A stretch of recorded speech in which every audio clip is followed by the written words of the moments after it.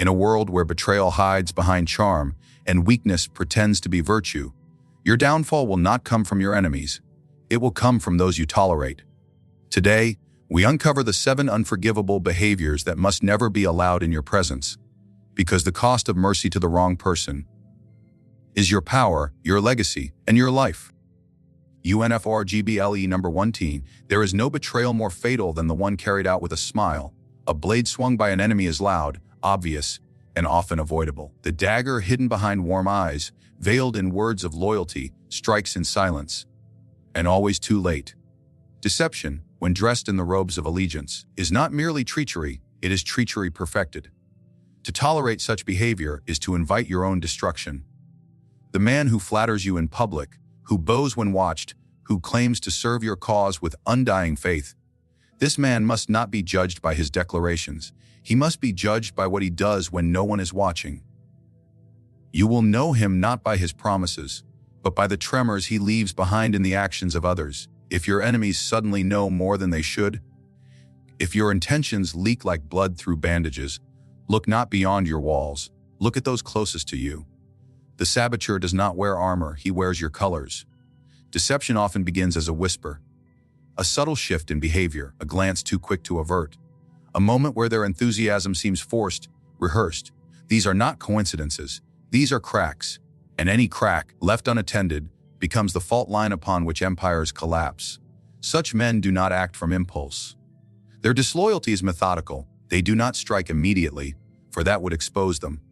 Instead, they nestle into your trust, earning more of it each day. They become indispensable, so that when they finally betray you, the blow is more than physical, it is structural. They weaken your system before they attack. They smile while positioning the noose. These are not fools. These are architects of ruin. But deception does not always come from malice. Some do it from fear, others from ambition.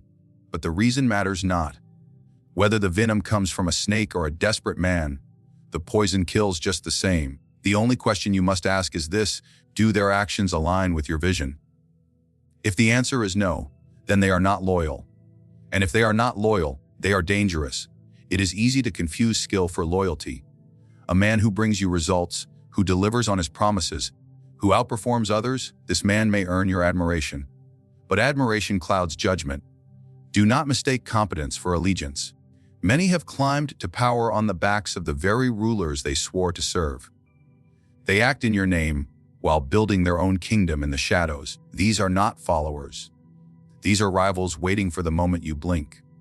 A ruler must learn to see not just the face, but the shadow behind the face. He must read not only the words spoken, but the silence that follows. And he must judge not by intentions, but by consequences. The loyal man leaves no confusion in his wake. He does not serve two masters. He does not sow division under the guise of counsel. He does not hide behind diplomacy when the time demands clarity. Anything less than this is not loyalty. It is a performance. And the stage is your court. There will be those who accuse you of being paranoid, untrusting, even cruel. Let them. The man who builds his foundation on trust without scrutiny builds not a palace, but a tomb. The wise man knows that security does not come from affection. It comes from vigilance. Trust is earned not through words, but through pressure. Only in fire do metals reveal their strength.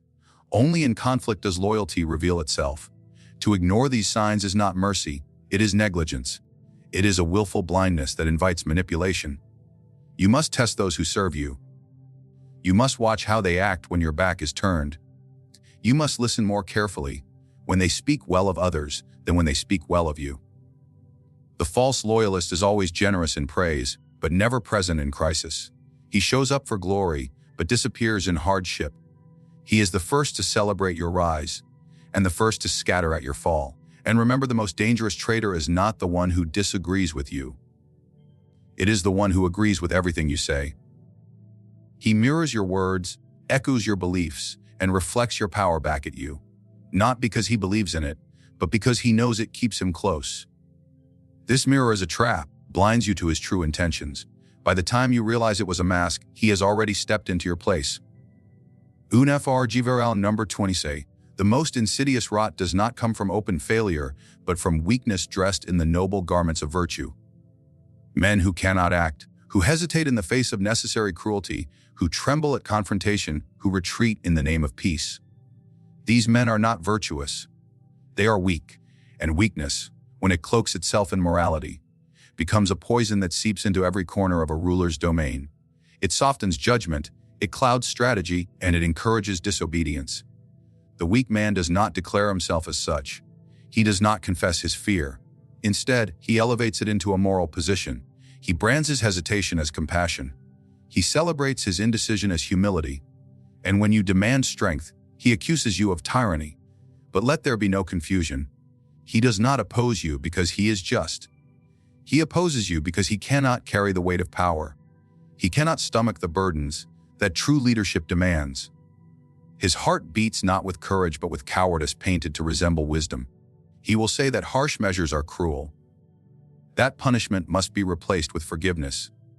That enemies should be reasoned with. That loyalty should be earned only through kindness. These words, while sweet on the tongue, are death to order. The world is not ruled by sentiments, it is ruled by will. And those who mistake inaction for virtue allow chaos to thrive in the name of peace.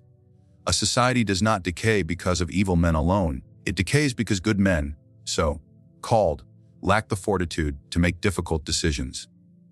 These are the ones who beg for compromise when decisiveness is needed, who urge caution when swiftness would save lives, who resist force when force is the only language understood by the enemy. They are paralyzed by the fear of being judged, by the fear of appearing cruel, by the desperate need to be seen as righteous. In truth, they would rather watch everything fall apart than stain their own hands.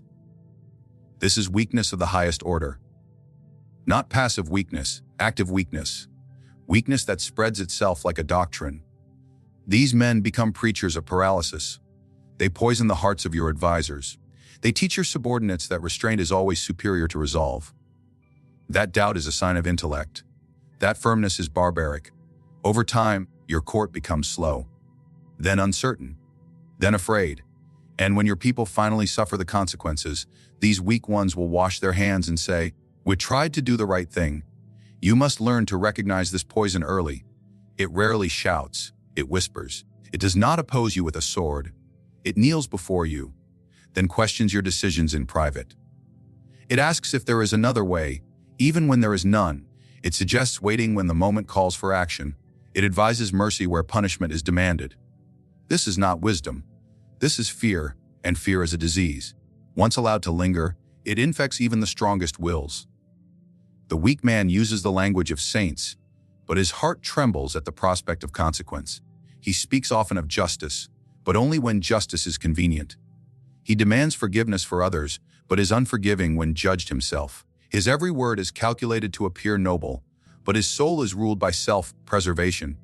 This man will never risk his comfort, his status, or his safety. Not even when the walls burn and the gates are breached. What makes such weakness dangerous is not that it exists, that it convinces others it is noble. When those under your rule begin to believe that mercy without merit is a virtue, that punishment is always cruelty, that strength is a sin, then your power begins to erode. Not in one day, not in one battle, but slowly, invisibly. Until your commands are questioned, your will is diluted, and your enemies, smelling your hesitation, begin to gather. No empire, no household, no man can be led by those who mistake submission for principle. The world does not reward softness. It consumes it, and the wolves will never spare the lamb that believes it can reason with hunger. The weak man, if tolerated, becomes a magnet for failure. Others like him will flock to him, emboldened by your tolerance. Your domain will become a sanctuary, not for the strong, but for the uncertain, the hesitant, the endlessly deliberative. Decisions will be made slowly, then poorly, then not at all. And while you drown in their indecision, the tide of your enemies will rise without resistance. Such men cannot be corrected. They cannot be persuaded into strength, for their weakness is not a flaw, it is a philosophy. They believe it to be a higher form of virtue. They worship it as if it were truth, and they will try to convert others to this worship, to spread it through counsel, through sentiment, through tears. They will accuse firmness of being cruelty, boldness of being arrogance, and punishment of being barbarity. They do not fear failure. They fear being disliked. They fear the blood on the sword even when it saves a kingdom. They would rather die clean than live with the stain of survival. And so they choose death, but not only for themselves. For all who follow them, Ufrgurbe number 3 Lee, there exists a man who will never raise a weapon against you, never speak ill of your name, never challenge your rule directly, and yet he is more dangerous than a sworn enemy. He comes not with threats, but with counsel. He does not strike at your throne, but whispers in your ear. His eyes are filled not with hatred, but with quiet resentment. This man is the envious advisor, the one who cloaks jealousy in the noble fabric of concern. He does not seek to help you rise, but to keep you close enough to control and far enough from the heights that would cast a shadow over his own mediocrity. His poison is slow. He will never tell you not to succeed. Instead, he will warn you of the dangers of succeeding too quickly. He will not oppose your plans outright. He will simply suggest a safer route, a gentler approach, a more cautious timeline. He will package his envy in careful language. Are you certain this is the right time? I only say this because I care. You're moving too fast. You don't want to make enemies. These are not words of support. They are subtle anchors designed to hold you back under the pretense of wisdom. This man does not want your ruin. He wants your stagnation, because your growth reminds him of everything he has failed to become. Your boldness exposes his cowardice. Your clarity reflects his confusion. Your rise threatens the fragile image he holds of himself. So he will sabotage you, not with fire, but with shade. He will dim your ambition just enough to make you question yourself, to hesitate, to delay. And in that hesitation, his envy gains ground. He often appears at moments of decision. When a bold move must be made, when a risk demands action, he steps forward. Not to encourage, but to restrain. Not to advise, but to smother. He paints doubt as foresight and fear as prudence. He plays the role of the wise elder, the thoughtful friend, the voice of balance. But in truth, he is the voice of limitation. His knowledge is not meant to empower. It is meant to contain. He offers warnings not to protect you, but to keep you from reaching a height that he could never ascend himself. The envious advisor is skilled in reading your desires. He studies your ambition, learns your goals, understands the fire that drives you. And then, he crafts his words precisely to cool it. He will never argue directly against your vision. Instead, he will praise it just enough to seem supportive before questioning its foundations. It's a brilliant idea, he will say, but have you considered the consequences? You have great potential. He will admit, don't burn yourself out. People already admire you, he will observe. So why take unnecessary risks? These are not compliments. They are carefully crafted doses of hesitation, meant to lull you into comfort, and therefore into paralysis. If you succeed, he will smile. His smile will not reach his eyes. He will clap, but his hands will feel hollow. He will speak of your success with pride, but never with joy. He will subtly redirect attention, shifting praise from you to the team, to luck, to circumstances. He cannot bear to see your name alone in the light, so he drags others into your spotlight, not to elevate them, but to dilute you. He fears a world in which your name is spoken more often than his, where your influence surpasses his own. And so he advises you always from a position of fear, not fear for you, but fear of you. This man thrives in your moments of uncertainty. When you doubt yourself, he grows bold. He becomes more confident in his suggestions, more insistent in his concern. But watch him closely in your moments of triumph. His silence will be louder than any cheer. His congratulations will feel rehearsed. His praise will come with conditions. Yes, this is impressive. He will say, let's not get carried away. It's a step forward. He'll offer, but you must remain humble. These are not guiding principles. They are veiled restraints. He may hold no title, wear no crown, command no army, but his power lies in his proximity. He gains influence not through force, but through trust. And once he has your trust, he uses it as a leash. He will maneuver behind the scenes to position himself as the voice you always hear before any major decision. He will create a dependency, a need for his validation. You will begin to second, guess yourself in his absence. You will fear acting without his blessing, and that is when you are no longer leading, he is. The envy that hides behind advice is far more destructive than open opposition, for it operates under the illusion of loyalty. It is accepted, welcomed, even embraced. You will find yourself thanking the very man who restrains you. You will confuse his fear for wisdom. You will misread his jealousy as caution. And each time you take his advice, you move one step further from your destiny, and one step closer to the limits he quietly set for you long ago. Unforgivable number 40. There are those whose loyalty must be bought, whose allegiance shifts with the winds of reward and recognition. These individuals are not bound to you by honor, principle, or vision. They are tethered only to the gold in your hand, the favor in your glance, and the promise of advancement. Their commitment is a contract, not a conviction. They serve you only so long as it serves them. And once the reward ceases or is delayed, their mask of allegiance begins to crack, revealing not a loyal heart, but a calculating opportunist. This kind of loyalty is transactional. It is not born from respect or belief in your cause. It is born from appetite. The man who stays beside you only when the rewards are plentiful is not an ally, he is a parasite. He attaches himself to your strength and drinks from your triumphs, but he feels no pain when you bleed. He calls you leader while the feast is rich, but the moment the table empties, he looks for another host. The dangerous part is that this false loyalty often appears stronger than real loyalty. These reward-dependent men are eager to serve. They flatter with precision, they anticipate your desires, they move quickly to carry out your commands. But all of this is performance. It is investment, not devotion. Like merchants trading in allegiance, they give only to receive. And when they no longer see profit, they disappear. Or worse, they betray. One must not mistake activity for commitment. These individuals are skilled in the theater of loyalty. They know how to wear the face of the faithful. They show up first, leave last, echo your words, mirror your opinions. They praise your vision, applaud your strength, and denounce your enemies. But this show is conditional. It endures only while you provide the applause, the gifts, the promotions. Without these, their devotion withers. Their flattery turns to criticism, their obedience to resistance, and their silence to gossip. True loyalty is revealed not in times of abundance, but in moments of scarcity. When the rewards stop flowing, when danger approaches, when decisions carry more risk than gain, that is when the true nature of a man is shown. The one who stands firm despite personal loss, the one who remains steady without promise of reward, he is the one you can trust. The others, the reward seekers, are already calculating their exit, already weighing your worth against what another ruler might offer. Reward-dependent loyalty is fragile because it is built on shifting ground. Moment another offers more status, more riches, more influence, these individuals will jump ship. They are not bound to you, but to the highest bidder. Their loyalty is a coin in their pocket to be spent wherever the market is best.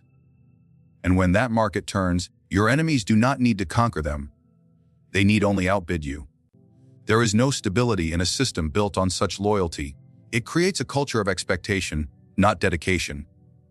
Men begin to serve not because they believe in the vision, but because they see a ladder. And if one man climbs faster by betrayal, the rest will follow. Your court becomes a place not of strength, but of silent competition, each man measuring his worth not by service, but by the rewards he extracts. In such a climate, trust dies. Brotherhood dies. What remains is only a delicate truce, waiting to collapse.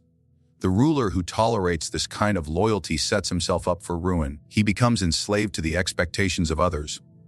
He cannot lead, he must bargain.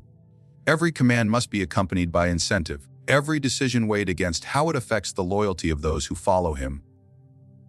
He becomes less a leader and more a merchant, bartering favor for service, influence for protection. And once his resources are depleted, so too is his power. Moreover, this loyalty weakens the ruler's hand in times of crisis. When bold action is needed, when the cost is high and the rewards uncertain, these men will falter. They will delay. They will object, not because the decision is wrong, but because it offers them no immediate gain. In such moments, hesitation is fatal, and a ruler surrounded by men who calculate rather than commit will always face betrayal in the shadows when he needs unity in the light. One must never mistake need for loyalty. Just because a man needs you does not mean he respects you. Just because he obeys does not mean he believes. And just because he follows does not mean he will not abandon you the moment it becomes profitable. The man whose loyalty has a price is a weapon that belongs not to you, but to whoever can afford it. And such weapons do not defend. They wait, they observe. When the balance shifts, they strike without remorse. Unforgivable number 5. Among the most deceptive forms of human character lies a trait that cloaks itself in virtue while harboring the most calculated intent. False humility. It is the art of appearing small in order to one day appear great without resistance. These men speak softly, lower their heads, and claim no desire for power, all the while mapping every inch of your terrain, watching every move, learning every weakness. They make themselves invisible only to avoid suspicion. Their modesty is not born of principle, but of strategy. You will find them in the background, always present but never imposing. They speak in deferential tones, praising your decisions, admiring your strength, presenting themselves as simple servants of your cause. Yet beneath their quiet demeanor lies a hunger more dangerous than open ambition. The man who boasts of his intentions can be watched, managed, and, if needed, neutralized. But the man who hides his intent behind humility cannot be touched, because you will not see him coming. He does not climb with pride, he burrows upward with patience. He studies you. He learns how you think, how you reward, how you punish. He echoes your language, mirrors your values, praises your greatness. But it is all a performance, calculated to keep you disarmed. By pretending to have no desire for elevation, he frees himself from scrutiny. Others compete, posture, and draw attention to themselves. He watches them burn in your suspicion, while he quietly ascends, one small favor at a time, one act of invisible influence after another. Such a man thrives in systems where pride is punished and humility is praised. He knows exactly what to say and when to say it. When you offer him praise, he waves it away with downcast eyes. When you offer him position, he hesitates just long enough to appear reluctant before accepting with gratitude. His humility is a weapon. It softens you, blinds you, and earns him favor without fear. You grow to trust him, even depend on him, not because he demands power, but because he never appears to want it. This is his trap. Once you begin to trust him, you begin to delegate. You give him small responsibilities, then larger ones. He never complains. He never overreaches. And with every duty fulfilled, his position grows. Soon, he is the one others turn to when they need something done. Not you. His false humility gains him access to influence that others must fight for. He becomes a quiet center of gravity, drawing in loyalty and control, while maintaining the illusion of subservience. Others around you may see him for what he is, but their warnings will seem like jealousy. After all, what danger could come from a man so modest, so disciplined, so obedient? This is the genius of false humility. It inverts suspicion. The louder someone warns you of him, the more it seems like petty rivalry, and thus he gains not only your trust, but your protection. When others challenge him, you defend him. When others compete with him, you favor him. Without raising a sword, he becomes your most trusted figure. And yet, when the moment comes to strike, he will not hesitate. For years he has studied your strengths, your habits, your dependencies. He knows when you are distracted, when your alliances are weakest, when your resources are stretched. He will not need to raise his voice or make a declaration.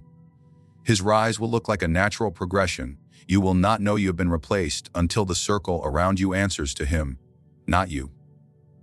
And when you try to reassert control, you will find your authority hollow, your throne already given away, piece by piece, by your own hand. The tragedy of false humility is that it feeds on your virtues, your desire for loyalty, your appreciation for restraint, your admiration for modesty. These are not weaknesses. But when exploited by a cunning opportunist, they become vulnerabilities. The man of false humility uses your own morality to disarm you. He plays by your rules only until they no longer serve him. Then, with all the support he has quietly amassed, he discards the mask and claims what he never openly sought. You must learn to distinguish between real humility and the kind that hides ambition. True humility is steady and secure. It does not seek attention, but neither does it fear it. It has no interest in power, and if given authority, carries it with a sense of duty rather than hunger. But false humility always has a direction, always builds a foundation, always collects favors. It does not speak loudly, because it is waiting for the perfect moment to speak last. It does not challenge you because it is preparing to replace you. It does not demand power because it knows that power earned in silence is the most enduring kind. Unforgivable number 60. Not all enemies raise their voices or draw their daggers. Some wear the robes of allies, smile as they pass, and speak in tones so soft they barely stir the air. Yet these are the most dangerous, for their weapon is not rebellion nor open challenge. It is suggestion, suspicion, and silence. They plant seeds in the minds of others, then walk away before the roots take hold. These are the sowers of discord, and no ruler, no leader, no household can survive long in their presence. These individuals do not shout from rooftops. They whisper in corners. They do not openly defy authority. They raise questions framed as concerns. They do not accuse others. They simply wonder aloud. Did you notice how he hesitated in today's council? I wonder why she's suddenly so favored by the leader. Strange, isn't it, how quickly his fortune changed? These phrases are dressed in innocence, but behind them lurks sabotage. A single phrase, offered at the right time, to the right ear, can fracture unity faster than a sword ever could. Their genius lies in their ability to stay clean while others bleed. They never say enough to be blamed. They never commit to their implications. They merely create possibilities and let the minds of others do the rest. You will find them close to power, but never in the center. They prefer to influence from the shadows, to remain advisors rather than rulers, courtiers rather than commanders. From the periphery, they stir emotion, jealousy, and confusion, never directly, never visibly, but always effectively. Such people understand that the strength of a ruler is not just in his command, but in the unity beneath him. A kingdom is not held together by walls, but by loyalty, and when that loyalty is weakened, even slightly, power begins to leak. The whisperer exploits this truth. He does not strike at your body. He strikes at the minds of those around you. He makes your allies doubt you, your subordinates second, guess you, your supporters hesitate. Each whisper is a fracture in the wall. Over time, the whole structure begins to crumble, and by the time you notice, the collapse has already begun. They often present themselves as loyal, wise, and insightful. They may even offer valuable counsel. And herein lies their deception. They do not speak lies, they twist truths. Instead of fabricating events, they interpret them in dangerous ways. They take real occurrences and place them in false frames. I'm only telling you because I care, they say. Or worse, you deserve to know. This language is seductive because it flatters the listener and cloaks the motive. But behind these words is the goal to divide, to isolate, to elevate themselves by turning others into enemies of each other. You must observe not only what is said, but what is caused by what is said. Discord does not always come with noise. Sometimes it comes quietly, in meetings that grow tenser, in relationships that grow colder, in loyalties that grow uncertain. If your most trusted allies begin to doubt each other, if unity feels strained without visible cause, look not for the loud accuser. Look for the silent poisoner. He will not admit wrongdoing. He will not claim credit. He will continue to serve, to assist, to nod along. But the damage will deepen as long as he remains. These sowers of discord often feel protected by their subtlety. They calculate that, because they never openly betray, they can never be accused. They exploit the fact that suspicion is difficult to prove and even harder to punish, and if confronted, they will weep loyalty, confusion, even victimhood. I was only trying to help, they'll insist. I never meant any harm. But meaning is not the measure of guilt. Result is. And the result of their influence is always the same division, mistrust, the slow erosion of strength. A wise leader must create an atmosphere in which truth is direct and loyalty is firm. There must be no reward for cunning whispers. Encourage speech that is clear and concerns that are raised in daylight, not in darkness. The longer you allow the whisper to breathe, the less air there will be for unity. Once people begin to listen to rumors more than to orders, to gossip more than to vision, your authority is no longer yours. It belongs to the fear and doubt that now rule your domain. To tolerate such men is to build your throne on sand. Today, they whisper against your enemies. Tomorrow, they will whisper against you. They do not desire peace. They thrive on turbulence. For in a court or kingdom divided, the silent whisperer holds more power than the king himself. He does not need an army or a title. He only needs ears, And in a world full of fear, jealousy, and ego, ears are plentiful. Once he has those, the rest of your power becomes vulnerable. You may still sit on the throne, but the loyalty beneath you will no longer be yours. It will be his, and you will not even see it slipping away. Unforgivable number 70. In the arena of power, the gravest miscalculation is to forgive a man who has not yet learned the weight of his offense.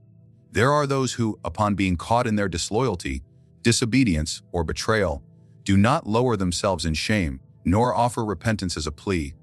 They instead demand pardon, as if forgiveness were their right, not a privilege. These are the most dangerous of all offenders, for they reveal their arrogance not only in sin, but in the expectation that sin should carry no consequence.